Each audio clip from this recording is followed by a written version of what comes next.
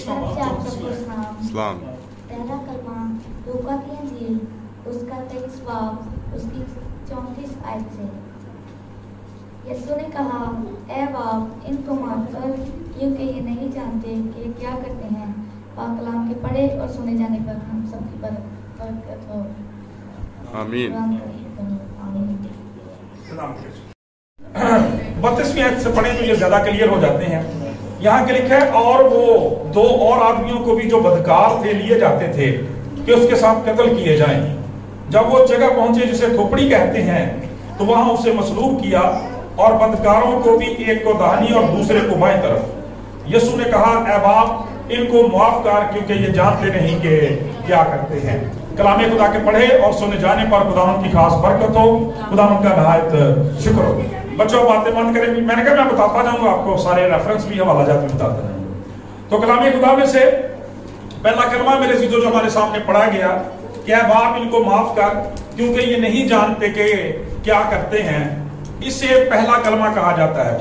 جب ہم کلام خدا کو دیکھتے ہیں، رات ہم نے پاک جمعرات کی عبادت کی، خداوند کے بھیدوں کو جانا، پاک شاہ کے بھید کو جانا، پاؤں دھونے کی رسم کو ادا کیا، خدا کی شکر گزاری کرتے ہیں۔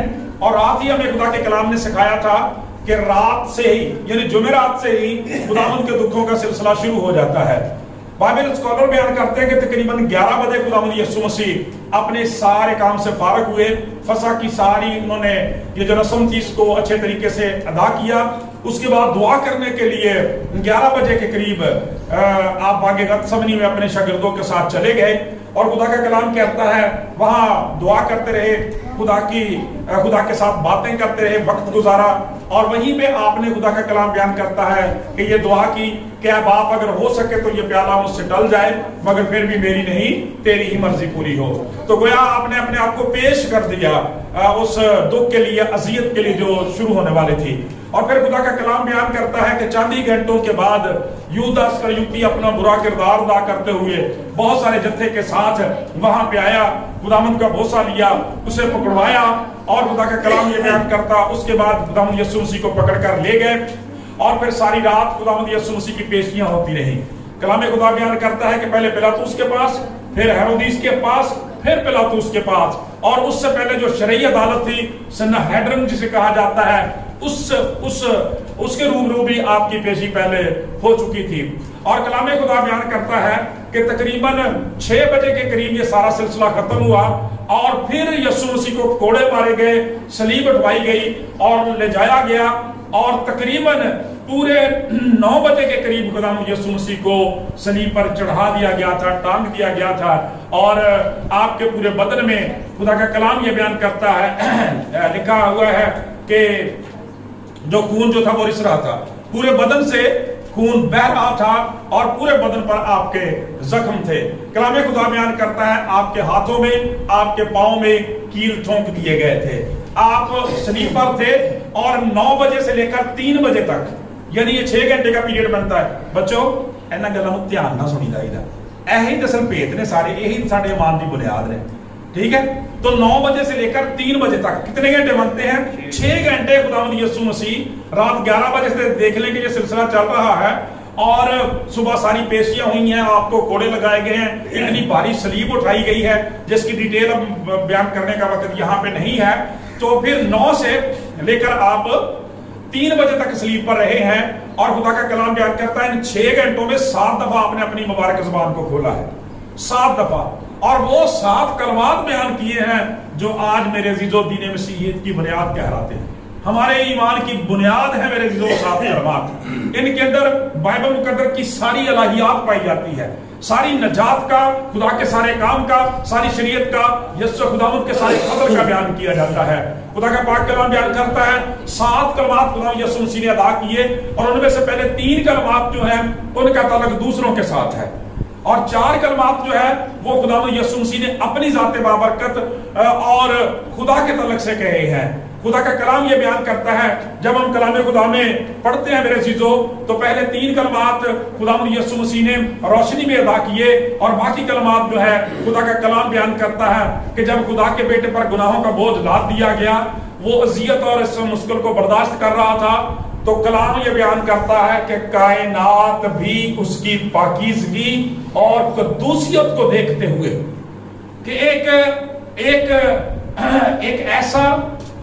ایسی شخصیت، ایک ایسی ہستی، ایک ایسی ذات جس کے بارے میں لکھا ہے کہ وہ بے عیب ہے، اس کی تو ذات میں گناہ ہی نہیں، جس نے اپنی زندگی میں سچا دعویٰ کیا تھا کہ تم میں سے کون ہے جو مجھ پر گناہ کو ثابت کرتا ہے.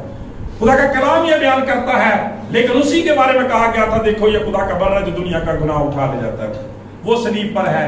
لہذا سورج، چاند، ساری مخلوقات جو تھی وہ غمزدہ ہو گئی، گھبرا اٹھی، اور خدا کا کلام کہتا سورج نے بھی اپنا منہ چھپا لیا کیونکہ آفتاب صداقت جو تھا وہ صلیب پر دکھ اٹھا رہا تھا.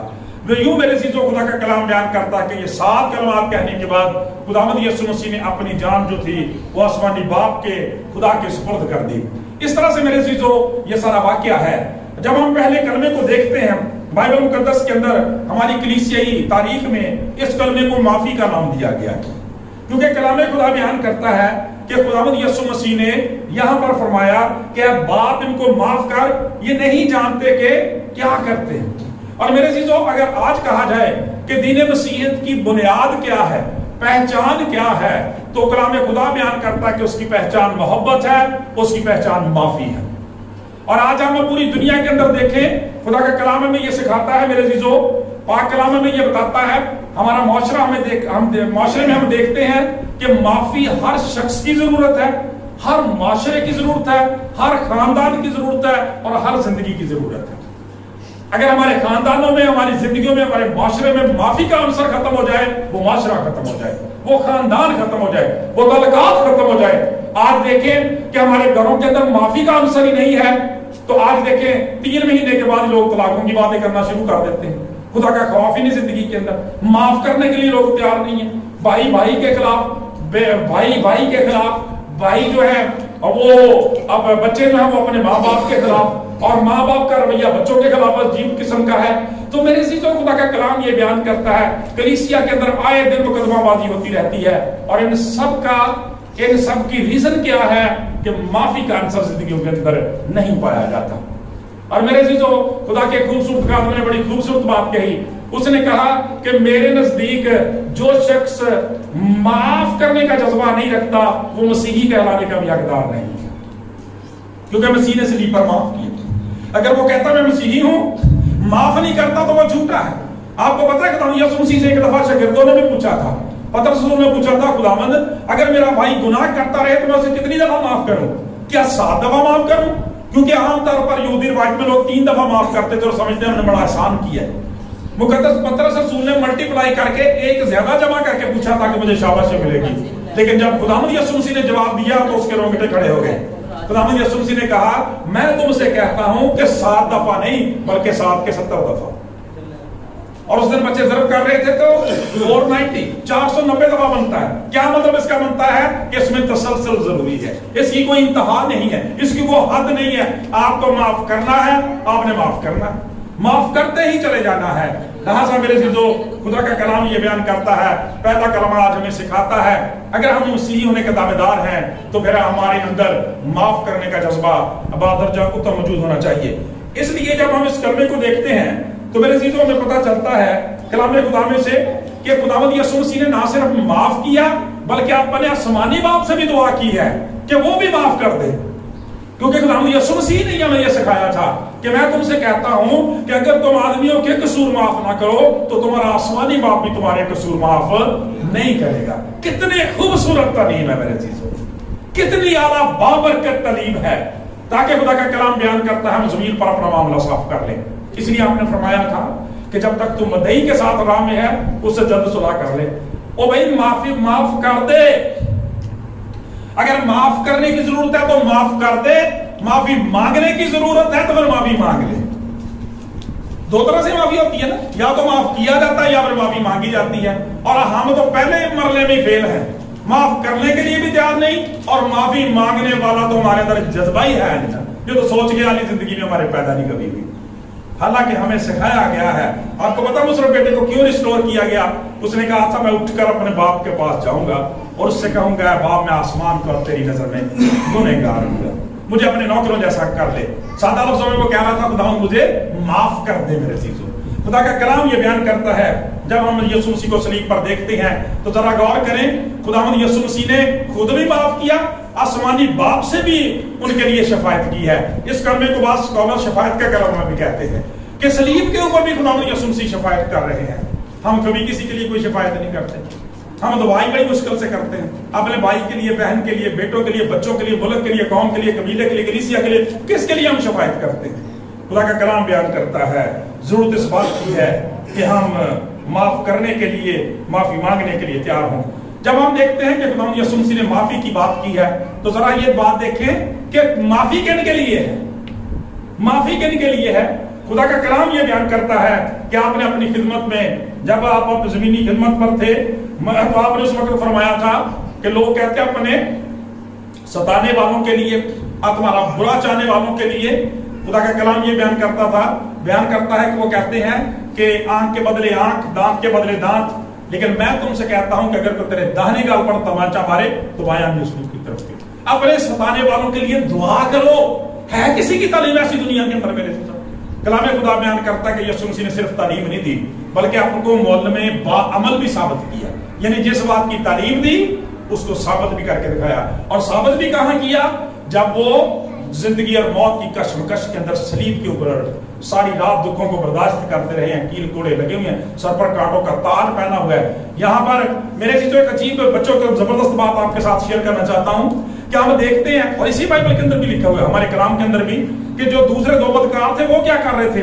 وہ لوگوں کو گالیاں دے رہے تھے، وہ گالیاں دے رہے تھے۔ اور بائبل اسکالرز یہ بیان کرتے ہیں کہ بالکل ایسا ہی ہوتا تھا کہ جن کو صلیب دیا جاتا وہ کہتے تھے مار تو ہم نے جانا ہی، اور تو کچھ نہیں، ان کو برا بلا تو رج کے کہو، انہوں نے گالیاں کر دے، برا بلا کہہ دے، لیکن کیسی بات ہے نجات دہندہ کی، صلیب کے اوپر بھی جا کر دعا کر رہا ہے۔ ہاللیلویا! اپنے دکھوں مصیبتوں میں بھی دعا کر رہا ہے۔ جیسی کئی دفعہ چرچ آؤں دا سباب بھی انہوں نے پائی جی کل چرچ کیوں نہیں ہے؟ پائی صاحب میری کوئی طبیعت نہیں سی ٹھیک، اور خدا دے بندے چرچ آویں گا تو طبیعت تیری ٹھیک ہوے گی۔ تو خدا کا کلام یہ بیان کرتا ہے کہ کن کو معاف کیا ہے؟ اپنے دشمنوں کو معاف کیا جنہوں نے اسے صلیب تک پہنچایا۔ ٹھیک ہے، اج ساڈا صاحب کتاب کی ہوندا مڑی جی رشتہ داراں دے نال بھن بھراواں مڑی جی گل بگڑی سارا کچھ سن کے پہلے انج نہیں جی ہونا چاہیے۔ انہاں لوگاں نے صلیب تک، موت تک پہنچا دیتا۔ خدا کا کلام بیان کرتا ہے پھر ان کے لیے معافی کی خدا کا کلام بیان کرتا ہے کہ استدعا کرتے ہیں خدا کے حضور۔ لوگ راہ چلتے ہوئے لعن طعن کر رہے تھے، برا بلا کہہ رہے تھے، ان کے لیے معافی کی استدعا کی ہے میرے عزیزو۔ کلام خدا بیان کرتا ہے پلاطس کے لیے، ہیرودیس کے لیے، فقیہوں فریسیوں کے لیے، ان سب لوگوں کے لیے جنہوں نے کسی نہ کسی طرح سے سارے کام میں حصہ لیا تھا، ان کے لیے معافی کی استدعا کی ہے۔ اور یہاں تک کہ میں نے اس دن بھی کہا تھا کہ یہودا کے لیے بھی، اگر یہودا پلٹ آتا تو خدا یسوع مسیح اس کو بھی معاف کر دیتے، کیونکہ وہ اب اپنے دشمنوں کے لیے کہہ رہے ہیں کہ اب آپ ان کو معاف کر، کیونکہ یہ نہیں جانتے کہ کیا کرتے ہیں۔ میرے عزیزو، کلام خدا بیان کرتا ہے کب دعا کی ہے، کیا دعا کی ہے؟ اس وقت دعا کی ہے جب وہ انتہائی اذیت کے اندر تھے، اور معافی کی، بخشش کی دعا کی ہے۔ لہذا آج کا پہلا کلمہ ہمیں یہی سکھاتا ہے کہ ہماری زندگیوں کے اندر اگر محبت ہے تو اردو الفاظ میں جب ہم محبت لکھتے ہیں تو محبت کا پہلا حرف کیا ہے؟ میم۔ تو معافی کا پہلا حرف کیا ہے؟ میم۔ اس کا مطلب ہے آپ معاف کرتے نہیں یا معافی دیتے نہیں، معاف کرتے نہیں، معافی مانگتے نہیں، تو آپ کے اندر مسیح کی محبت کے سارے دعوے جھوٹے، کیونکہ لکھا ہوا ہے محبت سب کچھ سہ لیتی ہے، سب باتوں کی برداشت کر لیتی ہے، بات گمانی نہیں کرتی۔ اجڑیاں اسی سوچتے رہتے ہیں اے اے کہندی ہونی ہے، اے کہندی ہونی ہے، اے کرے سوچتی ہونی ہے، اینے مینوں اے کیا سی، اس طرح دی گلاں اسی حساب کتاب بناؤندے رہنے۔ مینوں یاد ہے جڑا مینوں پچھلے سال کیا سی نہ کتاب۔ خدا کا کلام بیان کرتا ہے دعائے پانی کے اندر مسیح یسوع نے کیا سکھایا؟ جس طرح ہم نے اپنے قرض داروں کو معاف کیا ہے تو بھی ہمارے قرض معاف فرما۔ اور اس کا مطلب کیا ہے؟ یہ ڈیلی بیس پہ عدالت لگی ہوئی ہے ہمارے اندر کہ اگر خدا سے گناہوں کی معافی مانگنے کے لیے آئے ہیں تو خود اپنے بھائی کو نہیں معاف کیا، اپنی بہن کو، بیوی کو معاف نہیں کیا، اپنے شوہر کو معاف نہیں کیا، بچوں کو معاف نہیں کیا۔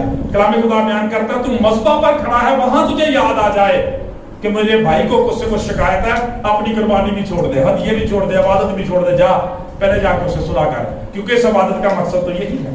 لہٰذا خدا کا کلام بیان کرتا ہے کہ تم معاف نہیں کرو گے تو تمہارا آسمانی باپ تمہیں معاف نہیں کرے گا۔ سو غلاموں سے دعا ہے کہ اس کلمہ کے وسیلے سے ہم سبوں کو بڑی برکت دے اور ہمارے اندر معافی کا، رحم کا اور ترس کا جذبہ جو ہے وہ زیادہ پیدا کرے۔ آمین۔